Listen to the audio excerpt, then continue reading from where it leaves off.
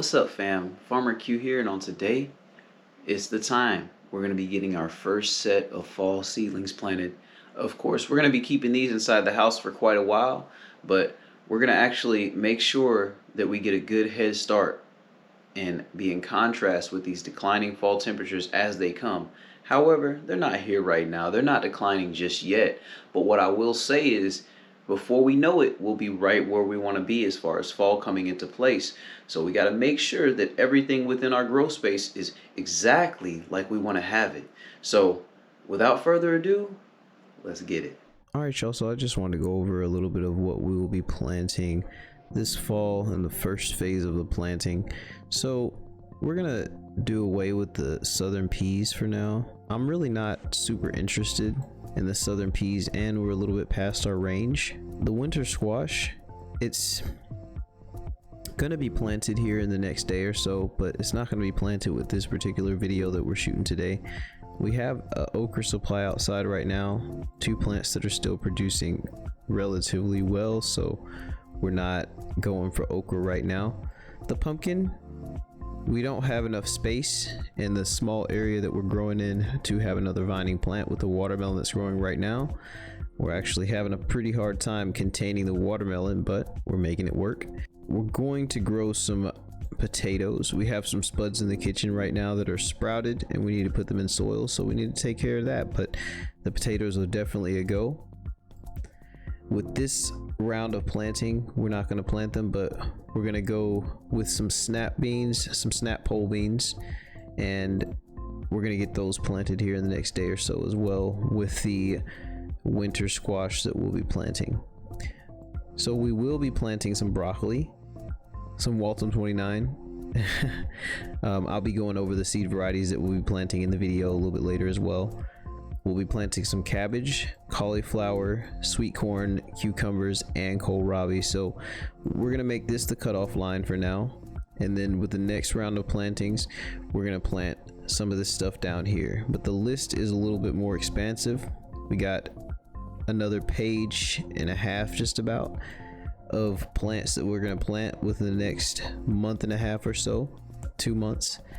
But in zone 8A, our season is a little bit longer than most zones in the upper United States, so we're gonna definitely take advantage of it. So here's our coconut coir perlite earthworm casting mixture that we have for our seedling planting. We're gonna be filling our cells with this, and then we're gonna be patting them down just a little bit to make sure that we got our soil nice and not compact, but pressed down to where the roots can have a lot of good space to grow into. All right, y'all, so we have our hole poker right here. Usually we go with our soil moisture probe, but we got a irrigation flag here. It's gonna work just as well, if not better. We got our cup to dump our coconut coir mixture inside of our cells. And we also have our half-gallon sprayer that's full of water, ready to moisturize these seeds upon planting. So we're gonna go ahead and get started. So right now, we're just adding some coconut coir to the cells to make sure that we're gonna not get too much on the carpet. You know, we got some on the carpet here, as you can see, but it's not too much of a deal because we have a vacuum cleaner. So, and as y'all can see, I'm just kind of taking my fingers and compacting it down the rows. And it really makes for a secure planting situation. I'm just adding some to the top to compensate for the space that I compacted down with my fingers originally. We're gonna spread it out. All right, y'all, so we've gotten our cells filled up and ready to go. We're gonna give them a quick wash down before we actually plant our seeds, just to make sure that when we actually do get our seeds in here, they don't move around too much, because if you give it a little bit of a pre-water, your seeds won't actually end up shuffling down deeper into your soil as much as normally when you put your seeds in when the soil is dry and then you water the soil that way. So you have to really be considerate of these small things when you're dealing with seedlings, because they are the babies of the garden and they need extra care when it comes down to them getting as vigorous and as healthy as they could potentially be. So we're gonna get this water down, but just a little though.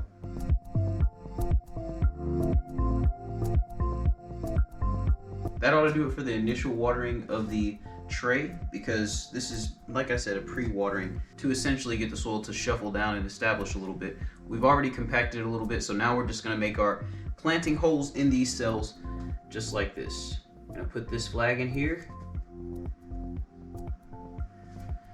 But when we make our planting holes, one thing to remember is to not go all the way down to the bottom. You're just making a burrow here, just so you can drop your seed in place, because if you go all the way to the bottom, your seed's gonna be sitting at the bottom of the tray. So just give it, I'd say about a half inch of depth. And then when you pack it down on the top, your seedling will be able to sit right where it needs to be to get that germination you want.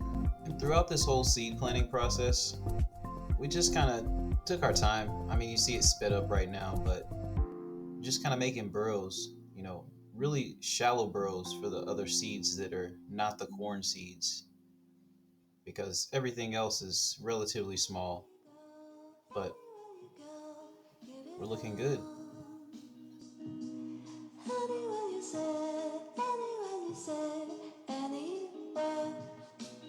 All right, y'all, so check it out. We got our seedling holes in place and they're looking good. So what we're gonna do now is kind of show you the different seeds we'll be planting, and then we'll get right to the planting of the seeds, because we're gonna be planting 12 of each seed. So I'm gonna kind of give y'all a representation of how they're gonna be planted from this perspective, so we can pull it back some. I know we have some coconut coir on the ground, but we're gonna vacuum that up afterwards. So we're gonna set each seed with each corresponding section that we're gonna be planting them, so you can kind of get an idea of how they will be planted.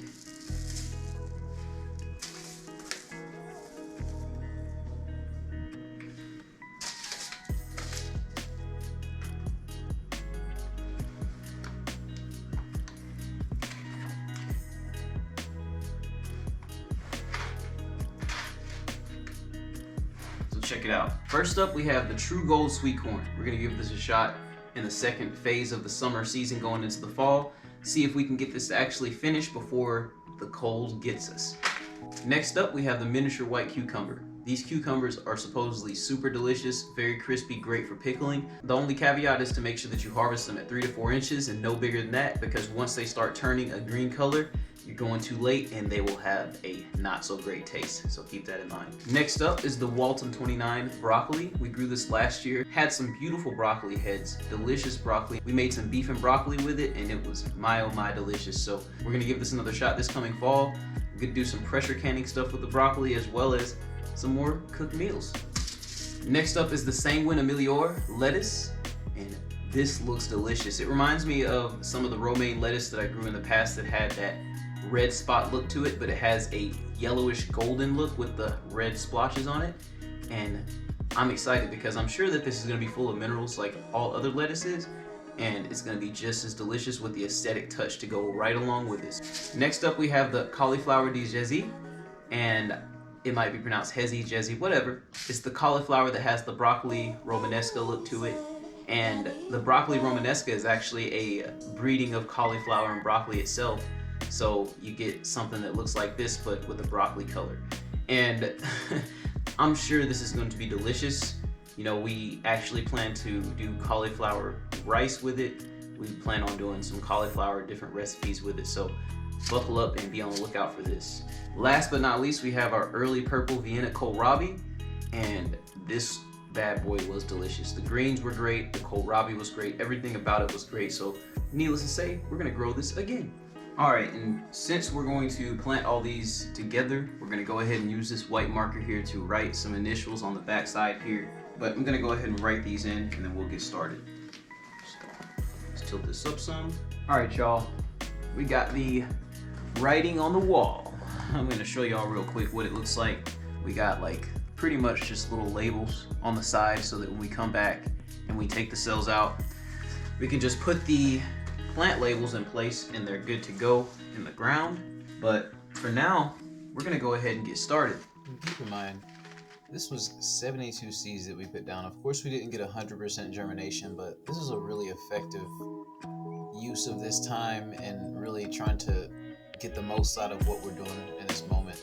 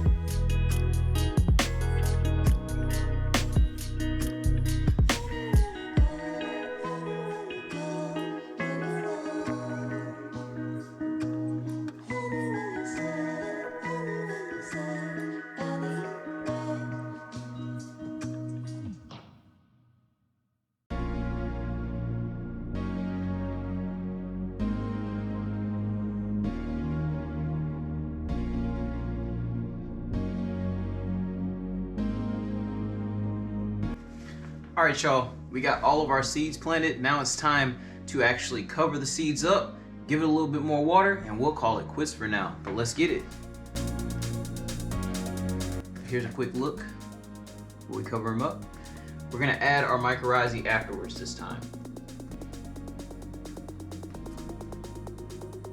And these corn seeds, I'm giving them a little push to make sure that they're in about the middle of the column, and everything else is just gonna get covered up and watered. Because all the other seeds are very tiny, and I don't want them to be too deep in the soil. The corn, however, can tolerate a little bit of depth though.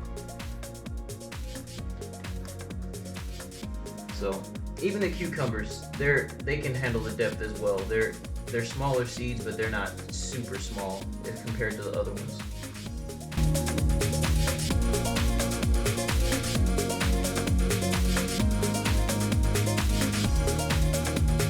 Trying to make sure that these smaller ones get down deep so that we can really get some good germination on them.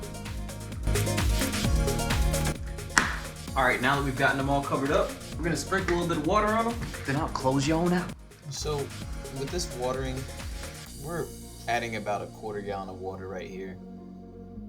We're not trying to just empty the whole half gallon into the whole area. We're just trying to make sure that we get the juices of the germination flowing, if you will. And that's it. So we're gonna close y'all on out now. All right, fam. We ended up putting down about a quarter gallon of water on this tray right here. We planted 72 seeds, and I put down quite a bit of water so that I wouldn't have to come back and check on these seeds for about 3 days or so. I'll probably be back at like 1.5, 2 days, but you know, I want to give them enough sustenance so that they can actually last for 3 days without me looking at them at all. We're gonna put them into the germination chamber and we're gonna let them rip. That was super exciting. I'm super excited for the fall. We're gonna really hit this fall hard and make sure that we attain our goals like we really want to. So y'all know what that means. That's FarmerQ, out.